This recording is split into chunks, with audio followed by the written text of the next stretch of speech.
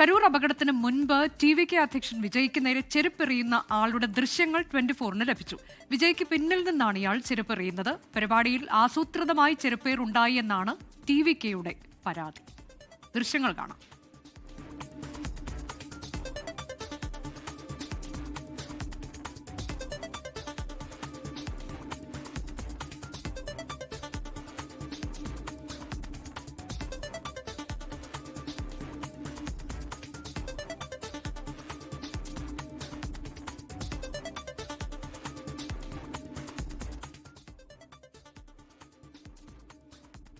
അവരുടെ കരൂർ ദുരന്തത്തിൽ CBI അന്വേഷണം വേണമെന്ന ആവശ്യത്തിൽ ടി.വി.കെയിൽ ഭിന്നത രൂപപ്പെട്ടിട്ടുണ്ട്. ജനറൽ സെക്രട്ടറിമാരായ N. ആനന്ദനും ആദവ് അർജുനയ്ക്കുമിടയിലാണ് ഭിന്നതയുള്ളത്.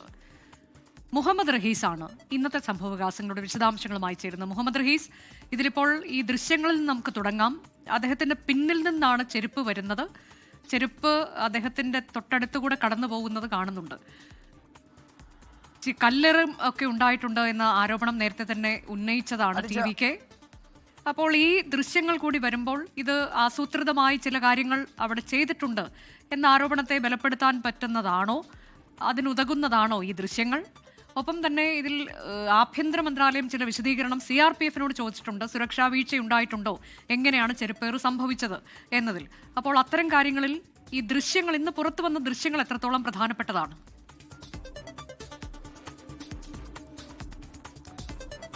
അനുജ, വളരെ പ്രധാനപ്പെട്ട ദൃശ്യങ്ങളാണ് പുറത്തു വന്നിരിക്കുന്നത്. കാരണം ഏതെങ്കിലും തരത്തിൽ ടി.വി.കെക്ക് പ്രതിരോധിക്കാൻ എന്തെങ്കിലും ഉണ്ടെങ്കിൽ അത് ആ കണ്ടന്റ് അടങ്ങിയ ദൃശ്യങ്ങളാണ് പുറത്തു വന്നിരിക്കുന്നത്. ആദ്യം മുതൽ തന്നെ തമിഴക വെട്രിക്കഴകം നേതാക്കൾ പറയുന്നുണ്ട്, വിജയുടെ പരിപാടിക്കിടയിൽ ഒരു ചെരുപ്പേർ ഉണ്ടായിട്ടുണ്ട്. ആ ചെരുപ്പ് എറിഞ്ഞതിനു ശേഷമാണ് ഈ വലിയ തോതിലുള്ള തിക്കും തിരക്കും ഒക്കെ ഉണ്ടാകുന്നതും ഇത്രത്തോളം ആളുകൾ മരിക്കുന്നതും 41 പേരുടെ ജീവൻ നഷ്ടപ്പെടാനുള്ള ഒരു സാഹചര്യം രൂപപ്പെടുന്നത് ഈ ചെരുപ്പേറിന് ശേഷമാണ് എന്നാണ് ടി.വി.കെ നേതാക്കൾ വാദിക്കുന്നത്. അപ്പോൾ അത് സെന്തിൽ ബാലാജിയെ കുറിച്ച് പറഞ്ഞപ്പോഴാണ് ചെരുപ്പേർ ഉണ്ടായതെന്നാണ് സമൂഹ മാധ്യമങ്ങളിൽ ടി.വി.കെ ഹാൻഡിലുകളൊക്കെയും പ്രചരിപ്പിച്ചത്.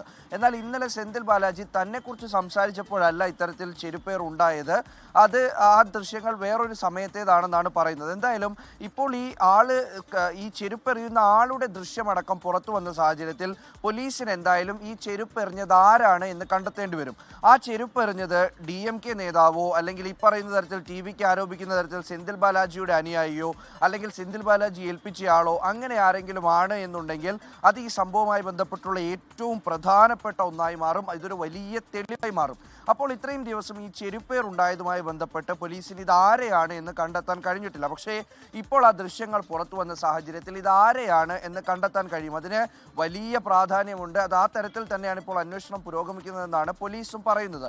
അപ്പോൾ വിജയുടെ പിറകിൽ നിന്നാണ് ചെരുപ്പ് വരുന്നത്, കരുതിക്കൂട്ടി ചെരുപ്പെറിഞ്ഞതാണോ അല്ലെങ്കിൽ മറ്റെന്തെങ്കിലും കാരണം കൊണ്ട് എന്തെങ്കിലും പ്രകോപനം കൊണ്ട് എറിഞ്ഞതാണോ, അത് ഏതെങ്കിലും പാർട്ടിയുടെ പിൻബലമുണ്ടോ, ഇതൊക്കെയാണ് കണ്ടെത്തേണ്ടത്. വിജയുടെ ബാക്കിൽ നിന്ന് ചെരുപ്പ് വരുന്നു, അത് നേരെ മുന്നിലേക്ക് വരുന്നു. സുരക്ഷാ ഉദ്യോഗസ്ഥരൊക്കെ അത് തട്ടി മാറ്റാനൊക്കെ ശ്രമിക്കുന്നത് നമുക്ക് ദൃശ്യങ്ങളിൽ കാണാൻ കഴിയും. അതേ സമയത്ത് തന്നെയാണ് ഒരു ആംബുലൻസ് അതുവഴി കടന്നു പോവുകയും ചെയ്യുന്നത്. സർക്കാരും ഒപ്പം തന്നെ സെന്തിൽ ബാലാജി അദ്ദേഹം നൽകിയ വിശദീകരണം അനുസരിച്ച് അവിടെ തന്നെ കുഴഞ്ഞു വീണ ഒരാളെ കൊണ്ടുപോകാനുള്ള ആംബുലൻസ് ആണെന്നും പറയുന്നു. ഇനി ഈ ഒരു ചെരുപ്പേറുമായി ബന്ധപ്പെട്ട് ആഭ്യന്തര മന്ത്രാലയം ഒരു വിശദീകരണം CRPF-നോട് തേടിയിട്ടുണ്ട്. അതിൽ ഏറ്റവും പ്രധാനം വിജയ്ക്ക് Y കാറ്റഗറി സുരക്ഷ ഏർപ്പെടുത്തിയിരുന്നു.